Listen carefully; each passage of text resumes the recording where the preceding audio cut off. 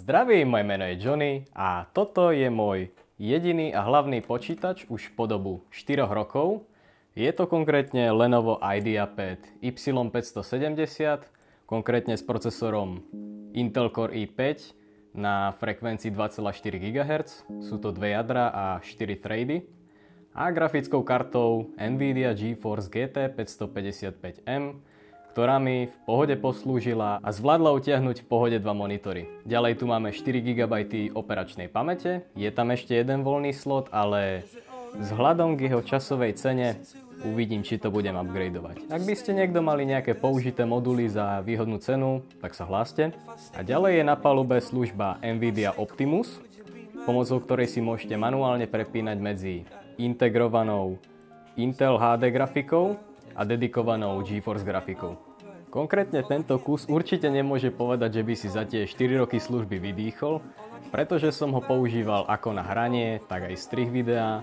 Grafická karta bola tiež zaťažovaná, pretože som používal grafickú akceleráciu, dosahoval veľmi vysoké teploty a myslím si, že toto by iný notebook asi nezvládol alebo by mal s tým problémy. Videl som aj výkonovo slabšie systémy, na ktoré bola kladená ešte menšia záťaž a nevydržali to. Zato tento kus má už 4 roky, bol vyťažovaný naozaj na maximum, normálne som ho žmýkal a za tú dobu nebol ešte ani raz servisovaný. Je to podľa mňa aj vďaka tomu, že som mu venoval pravidelnú údržbu, pravidelné čistenie od prachu a v blízkej budúcnosti určite plánujem ďalšiu výmenu teplovodivej pasty. No ale dostávame sa k tomu hlavnému problému.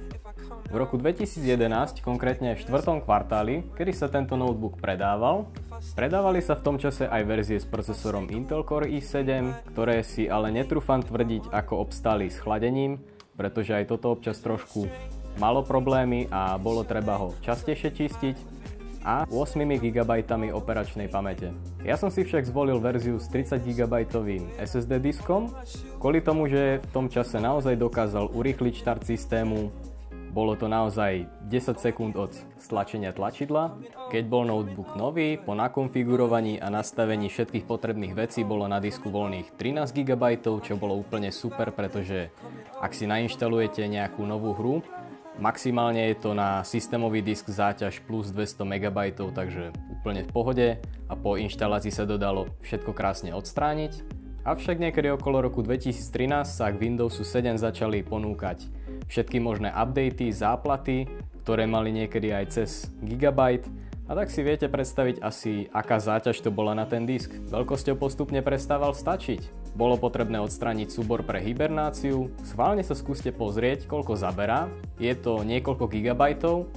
Ďalej bolo potreba zbaviť sa stránkovacieho súboru a ďalších rôznych vecí, ktoré mali niekoľko gigabajtov a v posledných 3-4 mesiacov som musel zakázať aj Windows updaty úplne. Kto počítačom aspoň trošku rozumie, museli sa mu postaviť všetky vlasy, pretože vie, čo to pre bezpečnosť znamená. A cez všetky snahy okresať systémové súbory a rôzne veci, ktoré by okresávali voľné miesto na systémovom disku, som sa rozhodol, že ho dneska vymeníme. Máme tu model od Kingstonu, je to 120 GB verzia. 120 GB je 4 krát viac, než mám teraz, takže hádam, že by mal ešte nejaký ten rok, dva vydržať, ale myslím, že to bude ešte viacej, pretože môj skill v okresávaní zabratého miesta je už na trošku vyššej úrovni, ale myslím, že to nebude potreba. Vrátim späť stránkovací súbor, hibernáciu a nebudem sa musieť strachovať, či si môžem dovoliť nainštalovať tú alebo tú aplikáciu, či mi to odoberie pol gigabajtu. Vždy som si chcel skúsiť natočiť nejaké video, ktoré súvisí s hardverom, takže sa vrhneme na to. Tak, začneme tým, že si vyberieme najskôr správny nadstavec pre váš skrutkovač. Konkrétne toto je sada z Dealxstreamu, ktorá bola naozaj za výhodnú cenu. Budete mať link v popise videa. Ako prvé nesmiete zabudnúť na odstránenie akumulátora. A ďalej sa vrhneme do odstraňovania hlavného krytu. Je potrebné odstrániť týchto 6 skrutiek.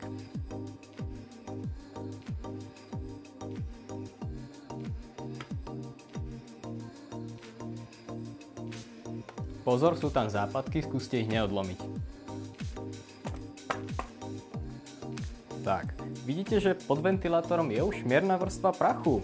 A to je počítač čistený pred mesiacom. Má prachové filtre, všetko možné a napriek tomu je v ňom nejaký prach. Schválne skúste sa pozrieť do svojho notebooku a ak nebol čistený ešte ani raz za tú dobu, čo ho máte, tak budete prekvapení. Tu vidíme slot pre pamäte.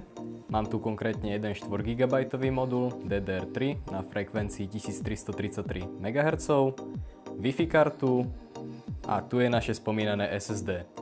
A ďalej už sú tu len komponenty ako pevný disk a chladič procesora. SSD disk je pripevnený malou skrutkou, ktorú sa pokúsim jemne odmontovať. Už na pohľad vidíte, že to je SSD disk od výrobcu Samsung a je tam priamo z továrne. A pomalým ťahom sa ho pokúsim bez poškodenia vytiahnuť. Tak, je vonku. Naposledy sa s ním rozlúčim a bye bye. Kingston balí tie SSDčka fakt blbúvzdorne, ale nakoniec už ho mám. Tak, toto je krásne modré a na rozdiel od toho, čo tam bolo od výroby, ladí krásne ku základnej doske. Tam to bolo zelené, ale to je len taká blbosť. No, teraz by som ho tam mal pomaly zasunúť a zacvaknúť ho len tým, že ho priskrutkujem. Naozaj len jemne, to stačí bohate, pretože vždy je lepšie mať ho utiahnutý vôbec, ako počuť hlasité prasknutie a môžete si kúpiť nový SSD disk. Tak, vrátime na svoje pôvodné miesto kryt. Na tomto konkrétnom modeli sú celkom divne tvarované tie západky, takže treba ho tam dať tak, aby sa najprv zacvakli západky a potom môžete postupne pritiahnuť skrutky. Vrátime akumulátor na pôvodné miesto a pozrieme sa, či SSD funguje. Hodina pravdy.